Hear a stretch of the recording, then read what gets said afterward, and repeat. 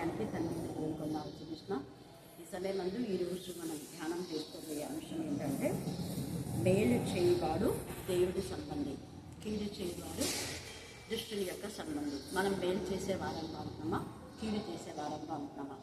ఎందుకంటే లేఖన భాగంలో చాలామంది దేవుని పిల్లలకు కీడు చేసి వాళ్ళ యొక్క జీవితాన్ని పాడు చేసుకున్నారు. అలా కాకుండా మనం మేలు చేసి మేళ్ళనే పొందుకుందాం. ఇక్కడ లేఖన భాగంలో మనం చూస్తే యోహాను రాసిన 3వ పత్రికలో సంఘ విద్రోహులు చాలామంది ఉన్నారు. అక్కడ అంటున్నాడు కదా, 3వ పత్రికలో ఇక్కడ 8వ వచనం చూస్తే, మనం సత్యమునకు సహాయకులం అవునట్టు అట్టి వారికి ఉపకారం చేయబద్దులమైన సత్యమునకు సహకారంగా ఉన్నారు. మేము సంఘంలో ఒక సంగతి వ్రాసిద్ది, అయితే వారిలో ప్రధానత్వం కోరుచున్న దియోత్రేఫే మమ్మల్ని అంగీకరించట్లేదు. కొంతమంది మేము లీడర్స్గా ఉండాలని సంఘంలో పెద్దలు చేయడానికి, అలాంటి వాళ్ళు నిజంగా దేవుని భయభక్తి గల బిడ్డలను వాళ్ళు అవాయిడ్ చేస్తారు. ఎందుకంటే వాళ్ళు చేసే తప్పులు వాళ్ళు చెప్తా ఉంటారు కదా, వాళ్ళకి నచ్చలేదు. వాళ్ళు చేసే తప్పులు వాళ్ళ పాపం బిడ్డ పాపం చేసుకుంటూ ఉండి వాళ్ళ దేవుని యొక్క మందిరంలో పరిచయం చేస్తుంటారు. అలాంటి వాళ్లను గద్దించినందుకు పౌలును ఎంతగా అవమానపరిచాడు ఈ యొక్క దియోత్రేఫే అనేటటువంటి వాడు. ఇంకొక చోట మనం చూస్తే తిమోతిలో, అక్కడ కూడా 5వ అధ్యాయంలో తిమోతిలో తేజగా రాయబడింది ఏంటంటే, అక్కడ అలెగ్జాంద్రి అనేటువంటి కంచరిగాడిద అంటారు. చూడండి 5వ అధ్యాయంలో మనం చూస్తే మరి చివరి వచనాల్లో అక్కడ గమనిస్తే ఈ యొక్క అలెగ్జాంద్రి 5:14లో అలెగ్జాంద్రి అని కంచరివాడంటే కంచరిగాడిద లాంటి లక్షణాలు కలిగి సంఘములకు వీళ్ళంతా కీడు చేసేటటువంటి వాడు.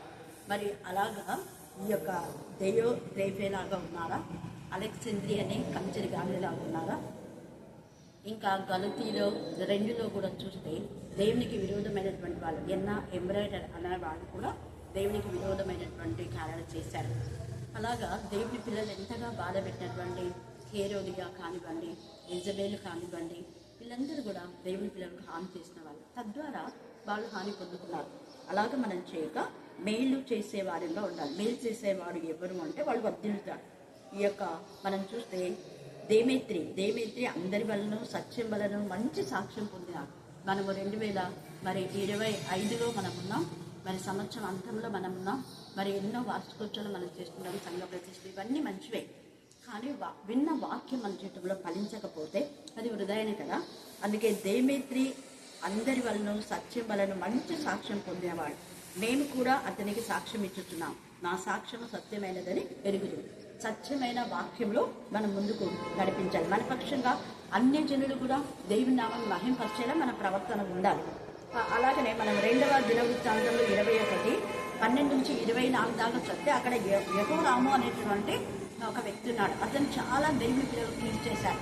తను పాపం చేయడమే కాకుండా ఇశ్రాయేలీలు పాపం చేయడానికి అతను సహకరించిన వ్యక్తి. అలాగే యెహోషాపాతును కూడా తప్పుడు త్రోవలో నడిపించడానికి ప్రయత్నించే వ్యక్తి. తద్వారా అతనికి చేసిన తప్పిదానికి భార్యను పిల్లలను దేవుడు మొత్తేస్తాడు. అలా కాకూడదు. హామాను చేసిన తప్పుకు భార్యలు పిల్లలు మొత్తేస్తాడు దేవుడు. కింగ్ సౌల్ చేసినటువంటి పాపములకు తన కుమారులో ఏ ఒక్కరు కూడా ఆశీర్వదించబడలేదు. కాబట్టి అలా కాకుండా మనము దేమేత్రి లాగా, తర్వాత బత్షెబా లాగా మనం చూస్తే ఉపధ్య మందసంలో తన ఇంట్లో పెట్టుకొని ఎంతగానో దేవునికి విధేయత చూపినందుకు 3 మాసంలో మందసము ఒబేదేవి ఇంట్లో ఉంటే వాళ్ళ ఇంటినంతనే దేవుడు ఆశీర్వదించాడు. కారణం దేవుని సన్నిధి. మందసం అంటే దేవుని సన్నిధి. అలాగనే బర్జిలై ఎంతో బాధలో వేదనలో ఉన్నటువంటి దావీదుకు, అభిషిక్తుడైన దావీదుకు మేలు చేయడం ద్వారా బర్జిల్లై కుటుంబం కింహామును దేవుడు ఆశీర్వదిస్తాడు. కింహాముకు సహాయకరిస్తాడు. తద్వారా కింహాము యొక్క సత్రమే యేసు ప్రభుల వారికి జననముకు మరి సాదృశ్యమైంది. ఆ సత్రం కింహాం సత్రమే. అక్కడ యేసు ప్రభు స్వాస్థ్యం అయినా కూడా అందులో యేసు ప్రభుల వారికి ఇక మరి పర్మిషన్ లేకుండా చేస్తారు. ఎంత బాధ కదా. ప్రస్తుత ముందు దేవుని పిల్లలు అనేబడే వాళ్లకు సంఘములో, సమాజంలో వాక్యం ప్రకటించడం కూడా ఎన్ని శోధనలు వస్తున్నాయి. కానీ ఎన్ని వచ్చినా వాక్యం ప్రకటించవద్దనే ఉంది. ఎన్ని ఆటంకం వచ్చినా వాక్యం ప్రకటించబడుతుంది. తర్వాత యోసేపు కూడా మేలు చేశారు. డానియల్, తర్వాత యెహోషువ, దెబోరా, వీళ్ళందరూ కూడా దేవుని పిల్లలకు మేలు చేసి మేలు పొందుతున్నారు. కాబట్టి మనము మేలు చేసి దేవుని సంబంధులుగా ఉందాం. కీడు చేసి అపవాది సంబంధంగా ఉండదు. దేవుడు ఈ లేఖన భాగం దీవించి ఆశీర్వదించుగాక. ఆమేన్, ఆమేన్, ఆమేన్. ప్రేమ గల ప్రభావం మీకు వందనాలు స్తుతులు స్తోత్రం చెల్లిస్తున్నాం. మేము వెళ్ళి ప్రతి చోటికి మీరు వచ్చి మీరు మమ్మల్ని ఆశ్రయిస్తారు. తండ్రి కుమారుడు ఏక దేవుడిగా అబ్రహాం ఇస్సాకు యాకోబు మెండుగా ప్రభుత్వం మేము స్తుతిస్తూ నన్ను యేసునామములో ప్రార్థిస్తున్నాం తండ్రి. ఆమేన్ ఆమేన్. నేను నిన్ను ఆశీర్వదించుతున్నాను, నిశ్చయంగా నిన్ను విస్తరింపజేస్తున్నాను. అంతే. దేవుడి వాక్య భాగం దీవించి ఆశీర్వదించును గాక. Amen amen amen. అద్భుత రీతిగా దేవుడు నిశ్చయంగా అంటే ఖచ్చితంగా ఆయన వాగ్దానం చేసిన అంటే అది ఎంతగా మనకు నమ్మదగిన వానికి మెండైన దీవెనలు. అప్పుడెప్పుడో మీరు ఇంటికి రమ్మన్నప్పుడు దేవుడు నాకు ఇచ్చిన వాగ్దానం ఇప్పుడు వస్తుంటే నాకు శశి చెప్పింది, కాక దేవుడు ఇంకొక కారు ఇచ్చినాడు. ఎంత గొప్ప కృప. ఒక కారు మాత్రమే కాదు, ప్రతి దాంట్లో విస్తరణ ఉంటుంది. సమాధానం, నెమ్మది, ఆరోగ్యం కూడా, పూర్ణ ఆరోగ్యం, పిల్లల చదువుల విషయంలో ప్రతి దాంట్లో దేవుడు అద్భుత కార్యం చేస్తాడు. కాబట్టి ప్రతి మంచి మేలు మన జీవితంలో కలుగులాగున దేవుడు మనం దీవిస్తాడు. దేవుడు ఈ లేఖన భాగం దీవించి ఆశీర్వదించును గాక. Amen amen amen. మరి యొక్క క్యాండిల్ సర్వీస్ యొక్క అర్థం కూడా అదే. క్రొవ్వును వృత్తిని మనం వెలిగించడం ద్వారా అప్పట్లో బలులు అర్పించేవారు. దహన బలి అని ఇస్తారు కదా, దాన్ని కాల్చినప్పుడు దాని కొవ్వంతా పొగయి దేవుని సంధికి పోతుంది. సేమ్ అట్లాంటి కొవ్వులన్నీ తీసే క్యాండిల్స్ తయారు చేస్తారు. జంతువుల కొవ్వులు అనమాట. ప్రతి జంతువు కొవ్వును తీసి క్యాండిల్స్ తయారు చేస్తారు. మరి ఈ క్యాండిల్స్ మనం అంటించినప్పుడు ఆ పొగ అంతా దేవుని సన్నిధికి పోతుంది. అంటే మనం యొక్క ప్రార్థన దేవుని సన్నిధికి పోయి మనము ప్రార్థన చేసినప్పుడు మనం ఎలాగ కరుగుతూ వెలుగుతామో దేవుడు కూడా యేసయ్య మన కోసం కరిగి ఆయన శరీరాన్ని బలిగా మనకు అర్పించి ఆయన రక్తం ద్వారా మనకు విడుదల విమోచన ఇచ్చినాడు. అది యేసయ్య రక్తంలో. యేసయ్య కార్చిన రక్తం ప్రపంచంలో దేవతలు అనే బడం ఎవ్వరు కార్చలేదు. అందుకనే యేసయ్య రక్తంలోనే విడుదల విమోచన, యేసయ్య రక్తంలో స్వస్థత, యేసయ్య రక్తంలో అద్భుతాలు ఆశ్చర్యాలు జరుగుతాయి. వాగ్దానం ఇచ్చి వాగ్దానం నెరవేర్చాలి. ఇది మనం నమ్ముతున్నాం కాబట్టి ఆశీర్వదించబడతాం. దేవుడు ఈ లేఖన భాగాన్ని దీవించి ఆశీర్వదించును గాక. Amen amen amen.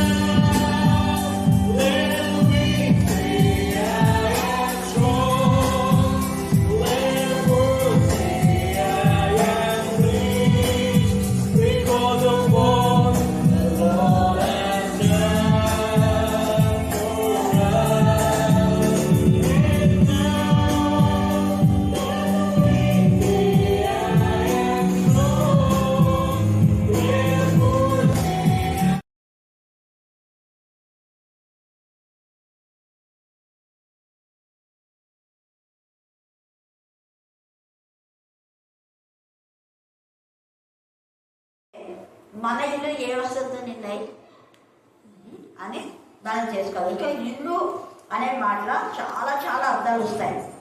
అక్కడ ఆ ఇల్లు అనేది రాయబడింది కాబట్టి మనం ఇల్లు అంటే వ్యక్తిగతంగా ప్రతి మానవుని యొక్క హృదయము అనే ఆ గది.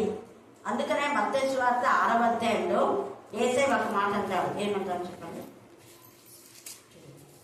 మత్తయి సువార్త 6లో ఏమంటాడు? నీవు ప్రార్థన చేయటప్పుడు నీ గదిలోనికి వెళ్ళి, చెప్పింది ఇక్కడ ప్రార్థన చేసేటప్పుడు ఎక్కడికి వెళ్ళాలంట? మళ్ళీ గదిలోకి. ఎవరి గదిలోనికి? నీ గదిలోనికి. ఎవరి గదిలోనికి? వాళ్ళకు. అంటే మనం ప్రార్థన చేసేటప్పుడు ముందు మన హృదయం అనే గదులు దేవునికి ఇష్టంగా ఉన్నాయా లేదా, దేవుని కొరకు ఓపెన్ చేయబడినాయా లేదా. 4 గదులు దేవుని గణపరుస్తున్నాయా, దేవుని స్తుతిస్తున్నాయా, దేవుని మహిమపరుస్తున్నాయా, దేవుని ఆరాధిస్తున్నాయా, దేవుని పట్ల తపన కృష్ణ కలిగి ఉందా, లేకపోతే 4 గదుల్లో 3 గదులు ఎవరికో ఇచ్చేసి ఒక గది పెట్టి దేవుడా దేవుడా అంటే బెస్ట్. అప్పుడు అందరి వాసన రాదు. ఏం వాసన వస్తుంది? మన ఇవ్వాల దుర్వాసన. ఎందుకంటే ఈ మధ్య చాలా మంది యూత్ చెడిపోతున్నారు. నాకు వచ్చే కాల్స్ ఎక్కువ ఇవే. అంటే తెలిసి తెలియక నేను చేసిన పొరపాటు సరిదిద్దుకోలేకపోతున్నా అంటే నేను అన్నా, తెలిసి తెలియక అనొద్దు, వాక్యం తెలుసు కదా. ఎవరో చెప్పారు శాంతి ఉంది అని. కానీ ఇప్పుడు చూస్తేనేమో అన్ని నెగిటివ్ వేసే ఉన్నాయంటే ముందే ఎవరో చెప్పింది కాదు, మనం వాక్యము ద్వారా సరి చేసుకోవాలి. ఎవరి బిడ్డలు ఎవరితో ఉన్నా జాగ్రత్తగా ఉండాలి అని చెప్పాను. జాగ్రత్త ఉండకుండా ముందే దేవునికి విరోధమైన క్రియలన్నీ చేసి తర్వాత వివాహ సమయంలో వివాహం సహవాసం ఒకరితో ఉండి పెళ్లి ఇంకొకరితో జరిగితే బతుకంతా ఆ ఇల్లు ఆ జీవితం ఏదైతే చెడ్డ వాసన. ఇక్కడ ఈ ఇల్లు అత్తరి వాసనతో నిండింది అంటే ఆ అత్తరి వాసనతో నిండడానికి కారకులు ఎవరంటే యేసయ్య ఆ ఇంట్లో ఉన్నాడు. హల్లెలూయా, హల్లెలూయా, హల్లెలూయా, హల్లెలూయా. యేసయ్య ఉన్న ఇంటిలో సంతోషం, యేసయ్య ఉన్న ఇంట్లో వెలుగు. ఎందుకంటే యేసయ్య నేనే లోకములకు వెలుగై ఉన్నాడు అన్నాడు. మన క్యాండిల్ సర్వీస్ ఎప్పుడంటే జరిపేటప్పుడు అంతా తెలుసుకుంటాం కదా, ఆ మాట మాట్లాడుతుంటా. యేసు లోకములకు వెలుగైన, లోకానికే వెలుగైన యేసయ్యను మన హృదయంలో మనం ఎప్పుడైతే ఆహ్వానిస్తామో ఆ యేసయ్య వాక్యమై ఉన్నాడు. ఆదియందు వాక్యం ఉన్నాడు, వాక్యం దేవుడై ఉన్నాడు, వాక్యం శరీరధారి కృపా సత్య సంపన్నుడుగా మనలో మనతో మన మధ్య వాసన చేస్తుంది. మన మధ్య వాసన చేస్తుంది కానీ మనలో ఉందా అని అనుకోవాలి. మనలో ఎప్పుడైతే యేసయ్య వాక్యం ఉందో ఈ వాక్యం అనే పరిమళ వాసన వెదజల్లినప్పుడు మన బ్రతుకులు కూడా పరిమళ వాసనగా ఉంటాయి. మన ఇల్లు మరి అలాగా మంచి వాసనగా ఉంటుంది. ఒక మంచి విశ్వాసి కుటుంబంలో ఉన్నా అంటే ఆ ఇంటికి అంతా కూడా మంచి వాసనే. ఈరోజు అక్కడ మా చెల్లి కూతురు యొక్క వెంట్రోజ్లో వాళ్ళు ఇచ్చే సాక్ష్యం మా ఫ్యామిలీ గురించి. ఇంట్లో వాళ్ళందరూ కూడా ఆత్మీయంగా సేవలో ఉన్నారు. అవతల అబ్బాయి వాళ్ళ పేరెంట్స్ కూడా మంచి ఆత్మీయులే వాళ్ళు. ఎందుకు చెప్తున్నాను నేను అంటే మన కుటుంబం గురించి ఇతరులు ఏం చెప్తున్నారు, వీళ్ళ అమ్మాయిలాగా వాళ్ళ నాన్నలాగా వాళ్ళ పిల్లలాగా రౌడీలు తాగబోతులు తిరిగిపోతులు అంటే ఆ ఇంటి పేరు ఏమైపోతుంది? మళ్ళీ చెప్పాలా మన పిల్లలు చూడు ఇప్పుడు వస్తేనే రోజు మరి అక్కడికి వెళ్ళిపోతుంది కదా, పిల్లలంతా ఎంత బాగా పాడుతున్నారు. మన సంఘాల్లో పిల్లలు దేవుని మహింపరచాలి, యూత్ దేవుని మహింపరచాలి, స్త్రీలు దేవుని మహింపరచాలి. అంటే తమ యొక్క కుమారులను కుమార్తెలను పరిశుద్ధతలో పెంచినప్పుడే స్త్రీల యొక్క సమాజం కానీ స్త్రీలు కానీ దేవునికి మహిమకరంగా ఉంటారు. జ్ఞానవంతురాలు ఏమైతుంది? మరి జ్ఞానవంతురాలు ఇల్లు కట్టును కాబట్టి ఆ జ్ఞానవంతుడైన ఆ స్త్రీ తన యొక్క ఇంటిని పరిమళ వాసనగా చేస్తుందా? ఫలాని వాళ్ళ ఇల్లు, ఆమె కొడుకులు దేవునికి విరోధంగా, భర్త దేవునికి విరోధంగా, ఆమె పిల్లలంతా వేస్ట్ ఫెలోలు, రౌడీస్, వాళ్ళంతా కూడా పెద్ద రూక్స్ అనే మాట మనం వింటున్నామా? కొందరి గురించి చెప్తా ఉంటారు నాతో. మరి అలాగే మనం విన్నప్పుడు ఆ కుటుంబాన్ని మనం గమనించగలుగుతున్నామా? ఇక్కడ ఈ యొక్క లాజర్ యొక్క ఇంటికి వచ్చినప్పుడు ఎవరెవరు చూడండి, లాజర్ చనిపోయినటువంటి లాజర్ను యేసయ్య లేపాడు. ఎంతో మంది చనిపోయారు కానీ వాళ్ళని అందరూ లేపరా, కొంతమందిని మాత్రమే దేవుని చిత్తానుసారంగా లాజరు సారెపదు యొక్క విధవరాలి యొక్క ఇంటికి మాత్రమే అక్కడ ప్రవక్త వెళ్ళాడు. అలాగనే మరొక విధవరాలి కుమారుని మాత్రమే యేసయ్య లేపాడు. తర్వాత తమితను పేతురు చనిపోయినటువంటి ఆమె తమితను పేతురు లేపాడు, అందరిని లేపలేదు. దేవుని యొక్క చిత్తం. పౌలు కూడా ఆ కిటికీల అపోస్తల కార్యం 20వ అధ్యాయంలో ఒక యవనస్తుడు కిటికీలో కూర్చున్నాడు. అతను కూడా ఆడ మండుతుంది ఆ ఇల్లంతా. ఆ ఇంటి ఆ గదిలో అంతా కూడా మేడ గదిలో అనేక దీపాలు ఉన్నాయంట. అంటే అనేకము వాక్యం అనే వెలుగులో వెలుగుతున్నాయి. మంచి వాక్యం అక్కడ వెదజల్లబడతా ఉంది. అంత ఆహ్లాదకరమైనటువంటి ఆ యొక్క మంచి మరి జరుగుతున్నటువంటి ఆ యొక్క సమయంలో ఒక ఎవరి యొక్క అవివేకమైన పనిని బట్టే అంత ఎంత బాధకు గురైపోయినా ఉన్నట్టుండే. ఆ పిల్లలు కింద పడి చనిపోతేనే అందరు గాకేకులు వేస్తారు కదా, గొగ్గోలు పెట్టేస్తారు. అప్పుడు పేతున్న యొక్క పౌలుని ఎంతమంది తిట్టుకున్నారు. కానీ గాడ్స్ గ్రేస్ మళ్ళా పౌలు ఎంత ఎవరెవరు ఏమేమి అన్నారో వాళ్ళు సిగ్గుతో తల వంచుకునేలా ఆ కుమారుని యేసయ్య నామంలో జీవంతో లేపి మళ్ళా పైకి తీసుకొచ్చాడు. గమనించాలి, వాడు చేసిన తప్పైనా కూడా వాడు ఎక్కడ సహవాసం ఉన్నాడు? పరిశుద్ధ సహవాసం. వాడు తప్పుడోడే కానీ ఎక్కడున్నాడు? పరిశుద్ధ అంటే సగం లోకం సగం దేవుడైన పరిశుద్ధుడు. మామూలుగా లోకస్తులు లోక సంబంధమైనటువంటి ఫెలోషిప్ లో ఉంటారు. వాళ్ళు అలాగే ఉంటే వాళ్ళ బ్రతికి అంతే, చచ్చినా లేవరు. కానీ ఇక్కడ పరిశుద్ధ సహవాసంలో ఉన్నాడు. వాడు ఎలా వచ్చాడో, ఎవరైనా పిలిస్తే వచ్చాడో, మరి వాడు ఎందుకు వచ్చాడో మనకు తెలియదు, అంతా రాయబడలేదు. బట్ ఎట్టకేలకు వాడు పరిశుద్ధ సహవాసంలో ఉన్నాడు కాబట్టి వాడు చనిపోయినా కూడా లేపబడ్డాడు. హల్లెలూయా, హల్లెలూయా, హల్లెలూయా, హల్లెలూయా. పరిశుద్ధ సహవాసంలో ఉంటే పడిపోయినా కూడా లేవనెత్తబడతారు. గద్దించి బుద్ధి చెప్పి సరిదిద్ది ఇంకా వాళ్ళు లేచిన తర్వాత అందరు తిట్టింటారు. అరే బ్రతిక కాబట్టి సరిపోయింది, లేకపోతే పేతులు ఎంత చెడ్డ పేరు వచ్చేదా, నువ్వు కూర్చునేది అక్కడన్నా కిటికీ దగ్గర కూర్చునేది. అందరు మంచిగా వాక్యం వింటుంటారు. ఆటకాయ ప్రయాణం వాళ్ళు నిజనే చేస్తుంటారు, సగం లోకం సగం దేవుడు. దాని ద్వారా దేవునికి అవమానం, అక్కడ వాళ్ళు కూడా చెడ్డ పేరు. అలాగా కాకుండా మన పిల్లలు దేవునికి వీళ్ళైతే చూడండి ఎంటైర్ ఫ్యామిలీ దేవుని కనపరుస్తుంది. అక్కడ లాజరు దేవునికి ఇష్టమైన వాడే, మార్త దేవునికి విధేయత కలిగినటువంటిదే, మంచి పరిచయం చేసేది మార్త. అలాగా మరి అయితే ఎప్పుడు వేసే పాదం దగ్గర ఉత్తమమైనది ఎన్నుకున్నారు. అలాంటి ఆమె యేసయ్యను ఇంటికి ఆహ్వానించినారు, మంచిగా వాళ్ళు మరి పరిచయం చేసినారంట. అక్కడ మనం చూస్తే 2వ వచనం చదవండి. మార్త ఉపచారం చేసెను, లాజరు ఆయనతో కూడా భోజనము కూర్చున్న వారిలో ఒకడు. అంటే అనేక వాళ్ళన్నా చనిపోయి తిరిగి లేచాడని వాళ్ళ కృతజ్ఞతగా అనేకులకు భోజనాలు పెట్టిస్తున్నారు. మనకి ఎంత కృతజ్ఞత ఉంది దేవుడు చేసిన మేళను బట్టి. అక్కడ దైవజనుని ఆహ్వానించి దైవజనులతో పాటు వచ్చిన వాళ్ళందరికీ భోజనాలు ఏర్పాటు చేశారు. థ్యాంక్ గాడ్, కృతజ్ఞత. అంత మాత్రమే కాదు, ఎంతో విలువైనటువంటి అత్తను తీసుకొచ్చి చూడండి, చేరున్నారా అంటే ఇప్పుడు మనం క్యాలిక్యులేషన్ చేసుకుంటే దాదాపు 1 లక్షకు పైన అవుతుంది. అప్పట్లో 3.5 దేనాలు, 1.5 సేరు. తర్వాత ఎంత చక్కగా 150 రూపాయలు ఇక్కడ ఉంది కింద. కొన్ని వేల సంవత్సరాల క్రితం 150 రూపాయలు అంటే ఇప్పుడు కోట్లు, 5 లక్షలు కోట్లు అయిపోయాయి.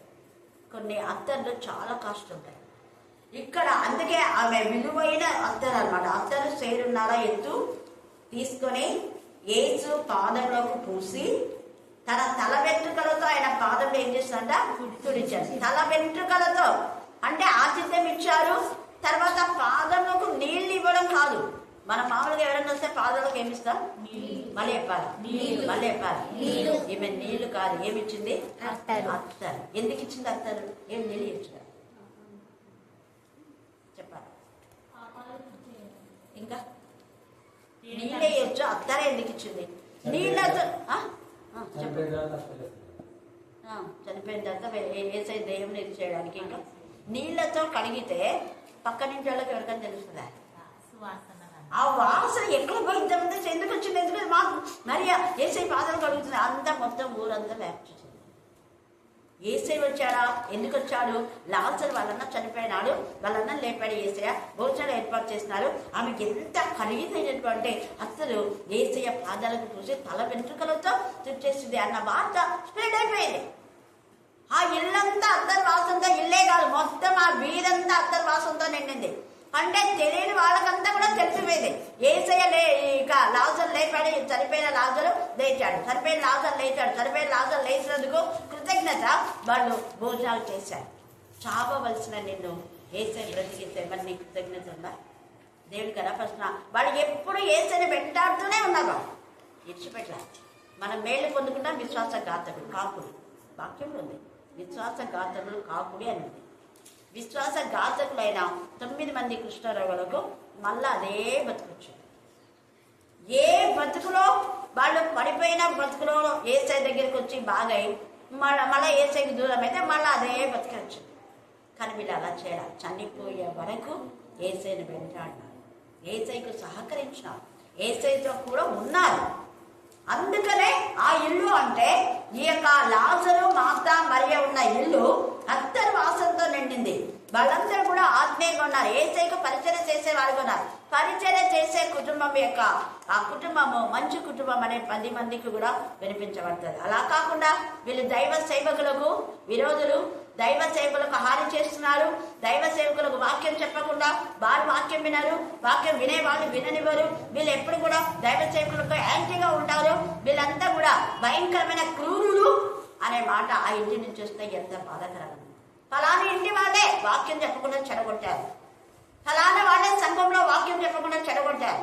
ఫలానా వాళ్ళే దేవుని యొక్క కార్యక్రమం చెడగొట్టారు అంటే మొత్తం ఆ ఇంటి పేరు కూడా అదే ఆ ఇంటి పేరు పక్కన పెట్టేస్తే వాళ్ళ కార్యాల్లో ఏ కార్యాలను కూడా చెడిపోతుంటాయి.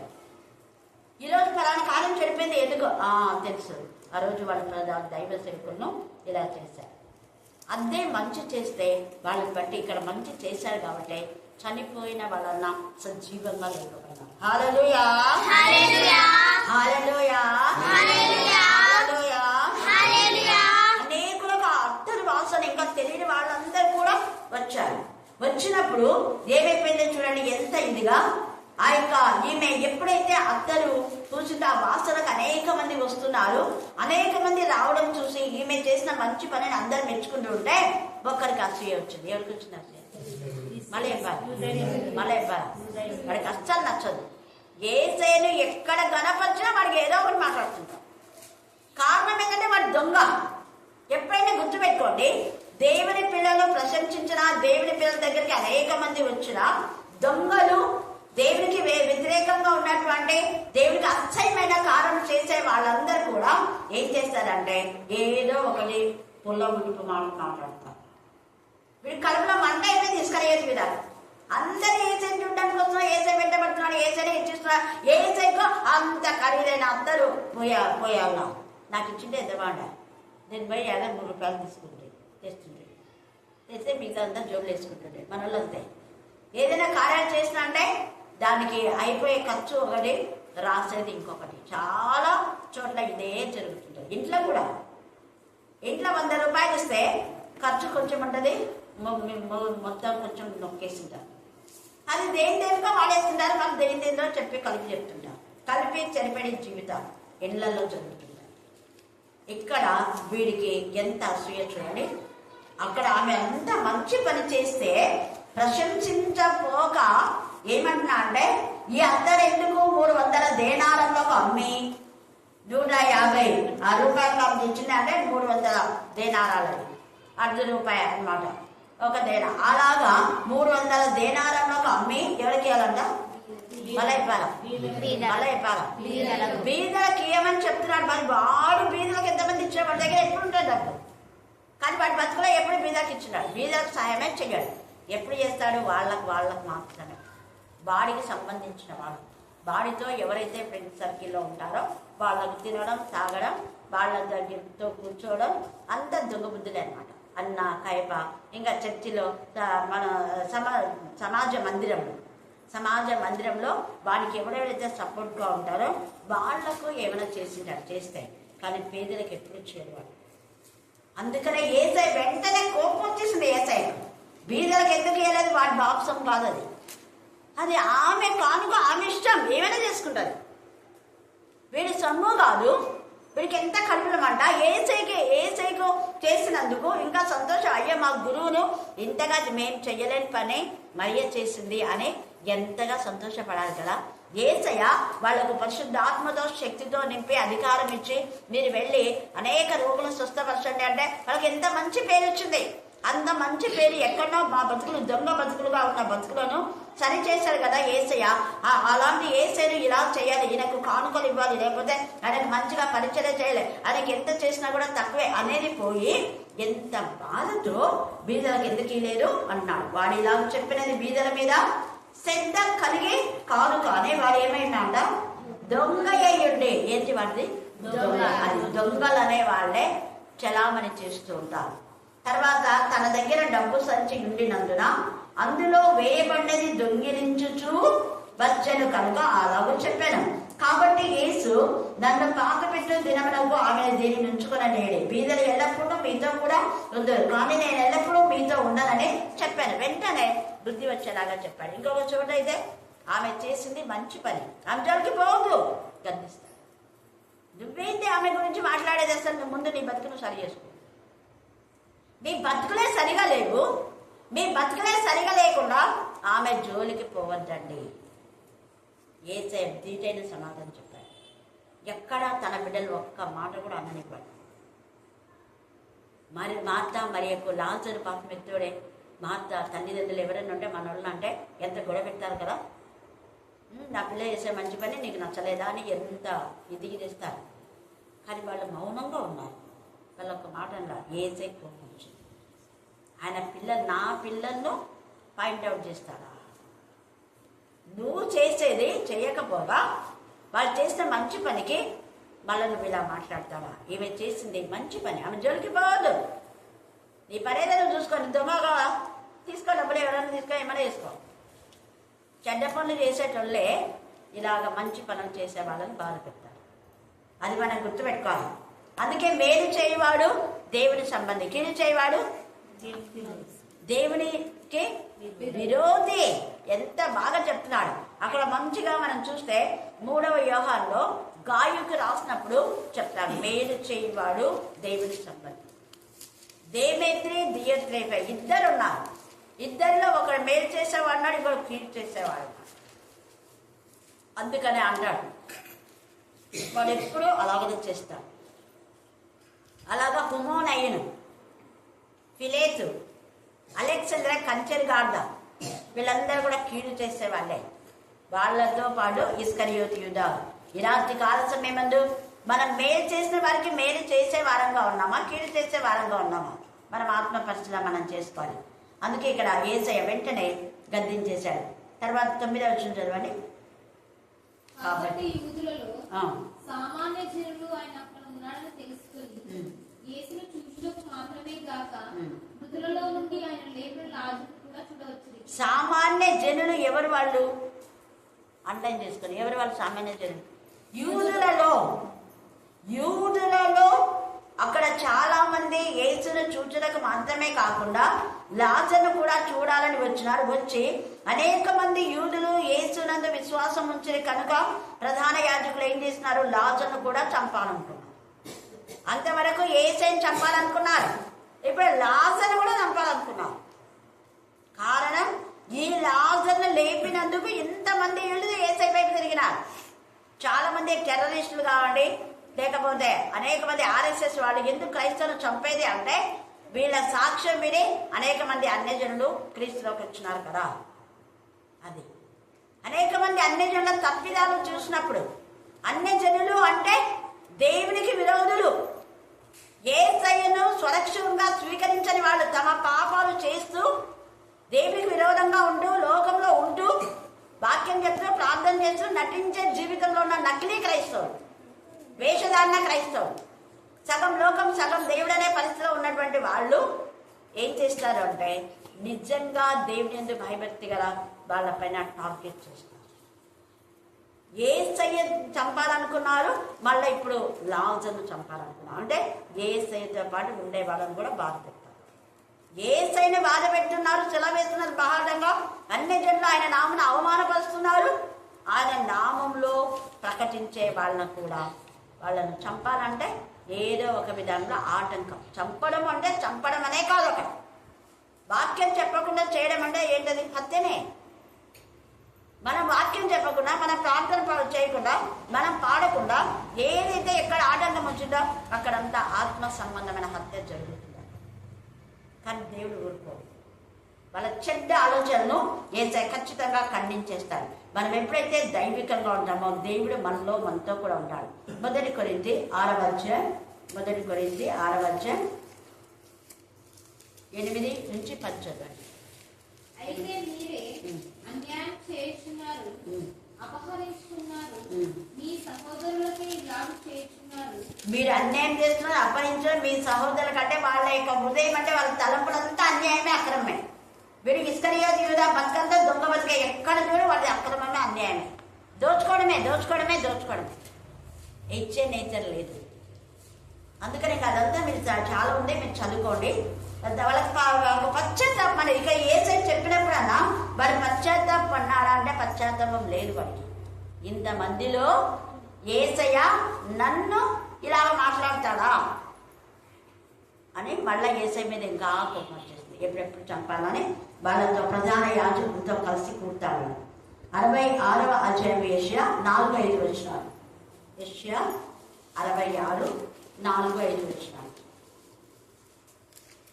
నేను పిలిచినప్పుడు ఉత్తరించువాడు లేకపోయాను, నేను పిలిచినప్పుడు దేవుని పిల్లలు పిలిస్తే రాదు. దేవుడు అంటున్నాడు నేను పిలిచినప్పుడు, నా పిల్లలు ఏదైనా చేసినప్పుడు మీరు చేశారా? నేను పిలిచినప్పుడు ఏం చేయలేదంట? ఉత్తరమిచ్చేవాడు ఎవడును లేకపోయానా? నేను మాట్లాడినప్పుడు వినివాడు ఒక్కడును ఒక్కడు కూడా లేడు. ఇక్కడ కూడా వాక్యం వినపడుతుంటే పెడచె వినబెడితే దేవుడు ఒక రోజు లెక్క అడుగుతాడు. వాళ్ళు ఎవరు అంటే దేవుని దృష్టికి చెడ్డదైన దాన్ని చేస్తే వాళ్ళే దేవుని సంతకొచ్చి వాక్యం వినడానికి ఇష్టపడరు. దూరం వింటారు. వాక్యం అంటే వాళ్ళకి నచ్చదు. ఎందుకు? వాళ్ళ తప్పులు మనం చెప్తామని చెప్పి. దేవునికి ఇష్టం కాని దాన్ని అది దేవునికి ఇష్టం ఏంది? అదే కదా మీకు చెప్పేదంతా. మిమ్మల్ని ఎప్పుడైనా ఏమైనా చెప్పిందంటే ఏం చెప్తాము? కరెక్ట్గా టయానికి రండి, ఆలస్యంగా రావద్దు, రెగ్యులర్గా రండి, వాక్యం వినండి. వాక్యం వినండి అనడం కూడా తప్పే ఉందంట. ఎందుకు? వాళ్ళ బతుకులు సరిగా లేవు కావచ్చు. సరిగా ఉంటే కదా దేవుని వాక్యం వినాలన్న తప్పన ఉండేది. ఎప్పుడెప్పుడు పోవాలి, ఎప్పుడెప్పుడు వినాలి? వీళ్ళంతా పనులకు పోయి ఇచ్చినలే, ఎంత కష్టపడి పని చేసుకొని వచ్చి ఇటు వస్తున్నారు. కానీ వాళ్ళే మాకు పెద్ద పనులు ఉన్నాయి. ఎంత పెద్ద పనులు ఉన్నాయో చూడండి. మీకంటే మించిన పనులు వాళ్ళకు ఉంటాయా? నేను అంతే అంట. పలానా వాళ్ళు పొద్దు నుంచి పోయి పని చేస్తుంటారు, పేర్లు చెప్పి చెప్తారు. మనకి కానీ మా అత్తమ్మక్క కానీ వీళ్ళంతా అజిత వీళ్ళంతా పనులు చేసే ఆమె వెంటకల పాడు పోయి వస్తుంది కూర్చొని. ఎంత బాగా వచ్చింది. అరే మా పని లేదా? మీకు ఉంది కదా పని. ఆమె ఎక్కడ ప్రెగ్నెంట్ ఏంటంటే అక్కడికి పరిగెత్తుతూ ఉంటుంది. మనం ఎంత ఇదిగా అవును కదా. వెంటనే మనం ఆత్మ పరిశీలన చేసుకోవాలి. వాళ్ళు వస్తున్నారు కదా, నేను ఎందుకు రాలేకపోతున్నాను అని ప్రశ్న వేసుకోవాలి. అది వేసుకోవాలి. ఏం వాక్యం ఏం వినకుంటే ఏమి లేదంటే వాట్సాప్లో వస్తుంది కదా, చూస్తాం. వాట్సాప్లో చూసేదానికి సహవాసంలో వినేదానికి చాలా తేడా. హల్లెలూయా. ఇప్పుడు ఎందుకు అంత ఇదిగా సంఘ పెద్దలంతా నేను ఇక్కడ చేస్తూనే ఉంటాయి ఇట్లా కదా, సంఘాన్ని సంఘ పెద్దలను అని ఇంతకుముందు ఎవరెవరు వాక్యం చెప్పారో అని ముందే చర్చి డేకి ముందు నుంచే చేస్తున్నాం. కానీ అయినా కూడా వాళ్ళు రావాలేక మీరు ప్రేర్ చేయాలి. అదొక తృప్తి. చేసినందుకు ఎంతమంది సంతోషపడ్డారు, ఎంతమంది నేను వస్తుంటే తర్వాత వాళ్ళ ముఖాలు ఇంకా అంటున్నారు. అక్క బుధవారం కూడా నువ్వే చెప్పాల్సిందే బైబిల్ స్టడీ అంటే దానికి ప్రతి దానికి దేవుడు టైం ఇస్తాడని. ఎక్కడ ఏది ఎలా జరగాలనో అది మనం ఆలోచించుకోవాలి. చదవమా. కావున నేను మీరు ఇట్లా చేస్తున్నారు కదా, నా మాట వినటం లేదు, నేను చెప్పింది చేయడం లేదు, కావున నేను కూడా ఏం చేస్తా? అది ఇది అండర్లైన్ చేసుకోండి. కావున నేను కూడా వాళ్ళని మోసంలో, చాలా మంది మోసపోతున్నారు. ఏమైనా పిల్లలు మోసపోయి ఎక్కడంటే అక్కడ ఎవరి వలలోనో పడిపోతున్నారు. పడిపోయినాక దేవుడు అంటే ఏం ప్రశ్న? చేతులు కాలినాక ఆకులు పట్టుకుంటే ఏం ప్రశ్న? ఎప్పుడైనా దేవుని వాక్యంకి దూరం అయినారు అంటే something wrong. Yes sir no?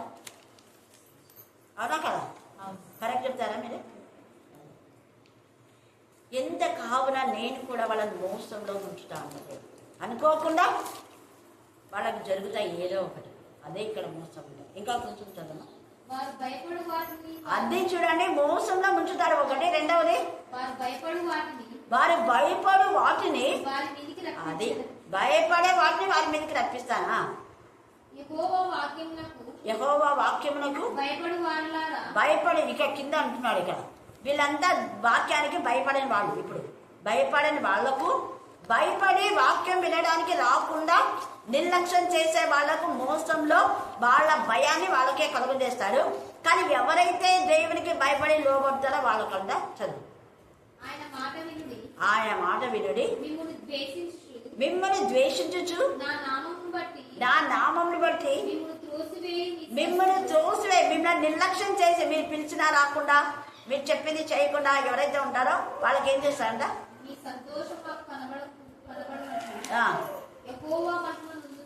యెహోవా మహిమ నొందును గాక అని చెప్పుదురు.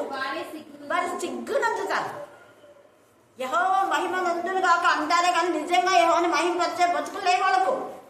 దేవుడు అంటే మాకు కూడా భయమే, మేము కూడా వాక్యం వింటాం, మీకు ఒక్కరికైనా దేవుడు అంటారు. కానీ నిజంగా దేవుడు హృదయపూర్తిగా ఆరాధించే హృదయం లేదు. అందుకే వాళ్ళు సిగ్గుపడతారు. సిగ్గుపడేలా చేస్తాడు దేవుడు. అందుకనే ఈ సమయంలో ఇస్కరియోతు యూదాకు అక్కడ సిగ్గుపోయింది. తర్వాత వీళ్ళు కూడా తర్వాత తగిన శిక్ష దేవుడు ఇస్తాడు. ఈ యొక్క ప్రధాన యాజకులకు వీళ్ళకంతా కూడా ప్రధాన యాజకులు వీళ్ళంతా కూడా లాజరును చంపాలని అత్యంత ఆలోచన వారిని ఏమి వాళ్ళు గోవి తవ్వితే ఆ గొయ్యి వాళ్ళ మీదకే వస్తుంది. ఈ రాత్రి కాల సమయమందు మనం ఈ యొక్క మరి లాజరుకు ఇచ్చిన మంచి ఆలోచన. మార్త పరిచయం చేసింది. మరి అయితే అత్తరుతో ఎంతో ఖరీదైన అత్తరు ఆయన పాదాలకు పూసి తల వెంట్రుకలతో ఆయన పాదాలకు తోచిందంటే తల శిరస్సు వంచిందంటే నా జీవితం అంతా నీకు సమర్పిస్తున్నానని అర్థం. శక్తి లోపల లేకుండా మన వాక్యం చదవాలి, వినాలి, ధ్యానించాలి, ప్రకటించాలి. దేవుడు ఈ లేఖన భాగం దీవించి ఆశీర్వదించుగాక.